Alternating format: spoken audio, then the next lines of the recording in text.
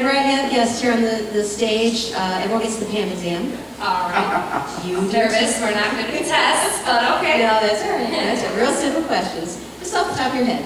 All right. First album you ever bought, Caitlin? First album I ever bought. Well, I think it was. I don't know if anyone's ever heard of Zoe Girl. They're a Christian like girl, band with like cool pop music, and me and I have 3 brothers, no sisters. So my girl cousins and I were super close. And I would go over their house, and they would come over mine, and dress up, and get like heels on, which now I dread getting in heels. But we would get dressed up and downstairs and twirl around and sing our Zoe Girl songs.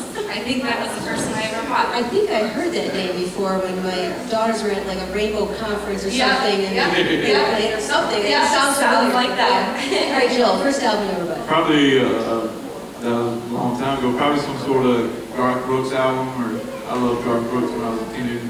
That's who I wanted to be. So you wanted to be really inspired to be a Garth Brooks, huh? Yeah. Well, there bigger you than Garth Brooks. I'm sorry? I wanted to be bigger than Garth Brooks. That's the goal. Here we go. Dream big. Why There you not? go.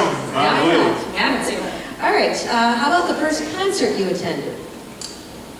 First concert I ever attended, I think was I want to say a Newsboys concert.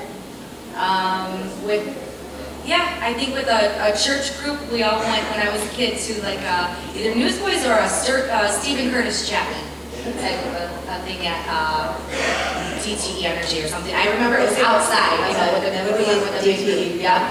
All right, Joe? I'd have to say Gaithers, probably Gaithers, Bill and Gloria Gaither concert when I was way young. Way young. Yeah. You're not that old, really. A long time ago. All right, what is in your fridge right now? A lot.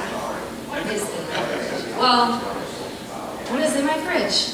We have hot dogs left over from cookout we just did. My little brother just graduated, so lots of leftovers from that. So grilling stuff and milk constantly. Oh, cake! Yeah, we have some cake left over.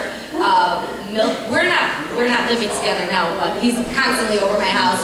What's in here, and milk is constantly what whenever he comes over, breakfast, lunch, dinner, milk. So I know when we get married and we move in together, we're going to have to stock up there. Or at least purchase our own cow would probably be more economical for us. Yeah. All right, cool. I have stock in cows at stock is See, there we go. Really, I don't eat a lot, really, but, Sandwiches. Sandwiches. He always has lunch meat, bologna, condiments. He's a condiment king right now. Yeah, I love barbecue sauce, ketchup. Anything, you name it, mix it together, make a concoction, which leads me to believe that most of his meals growing up weren't as tasty as they should have been. So I'm going to try and master some meals so we can lessen on the condiments. All right, what is your favorite non-music pastime, Caitlin? That is a good question. We were just actually talking about this. I love kids. I babysit for my cousin, so I love, playing with kids, and we just had a picnic recently, so, going out and getting them out and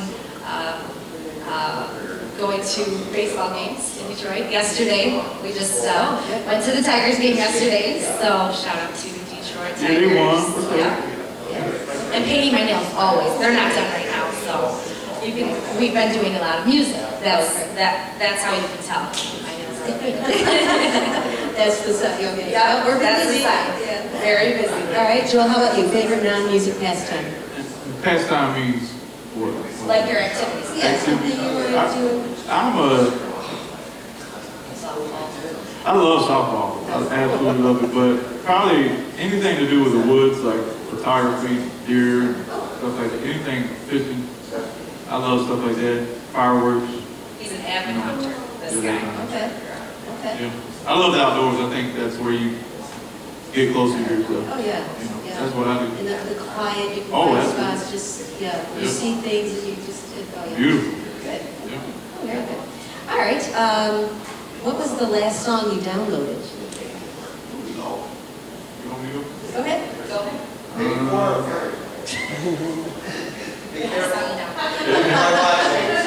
Look out here.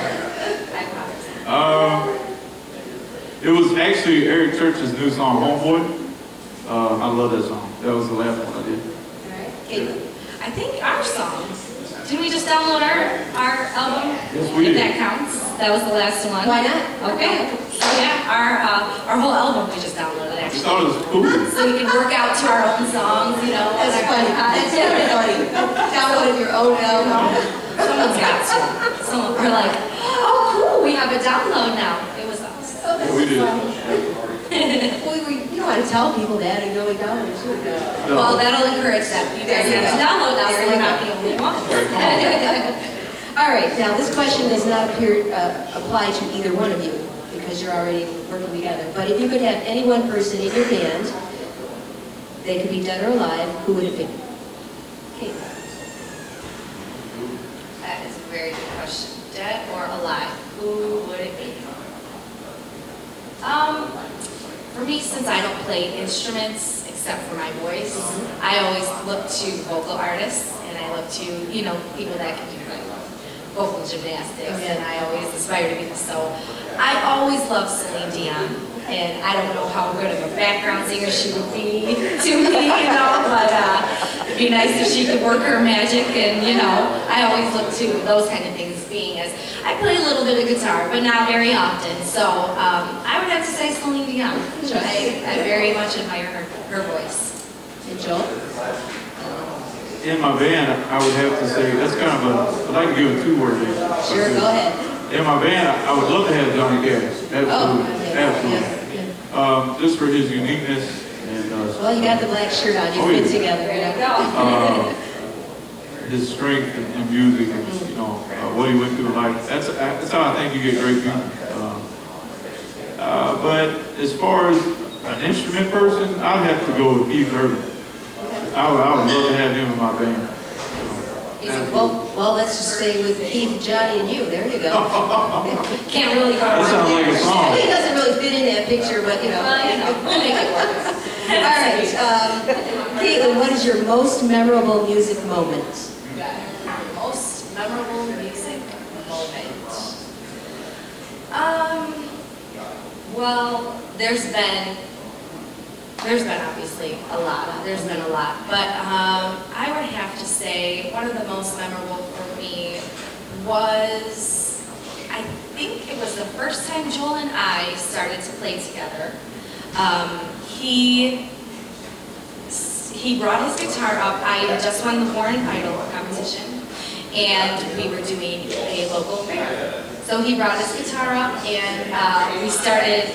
I don't even remember what song we sang. That was now 5 years ago. And he brought his guitar and we started jamming out. And that's when I started to, the wheels in my head started to turn about, you know, this is a really great guy, he's a genuine guy. And I started into the fact that, you know, I really liked him for who he was, not just for the fact that he played his guitar. So, and that's when we started, you know. Pivotal moment. Yeah, pivotal moment and turning point for us, definitely. And Joel, what is your most memorable music moment?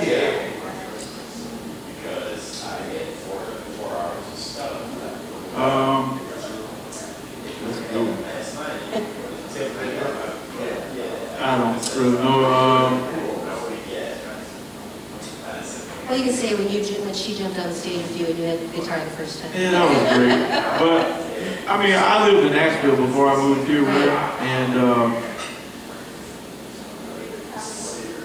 I had lost a couple of contests that I entered, and not due to me not doing what I do, which is rock it out, and a lot of politics involved in contests and stuff like that, and I didn't make it, and I had people at the bar later on, you know, buying me beer. I used to go to bars. I don't think there's nothing wrong with drinking good beer, but one of my buddies grabbed me by the face, and he was real close to me, and I thought I really hope you don't try to make out with me because I might have smacked you. He was that close. He was really close. And he had a couple of drinks. And he looked at me and he said, I promise. And they used to call me Bull, like the animal. He said, Bull, I'll never forget it. He grabbed me by my face and said, Bull, don't you ever leave Nashville. Don't you ever leave. Because he'd been writing and singing for 20, 30 years. And he had seen me sing at writers' nights and on stages and stuff like that. And he said, don't you ever leave. People may not notice you now, but you have something different. People flock to you when you sing and when you talk to people. And he just said, promise me, promise me. And I mean, he was right here. Promise me that you'll never give up. And that was 7, 8 years ago. And I mean, you can win all these awards and be on shows, everything's great, but when you know you affect somebody to their core, that's the coolest moment in life for me. But I love having her up here too, man. Had to throw that one. All right, one final question. Caitlin, if you were a spice, what would it be? If I was a spice. Yes. Huh. Oh, now. Spelled it now. Woo! Yeah, that's I a good did. one. I keep saying these are good questions, but that's fine. 40 spice.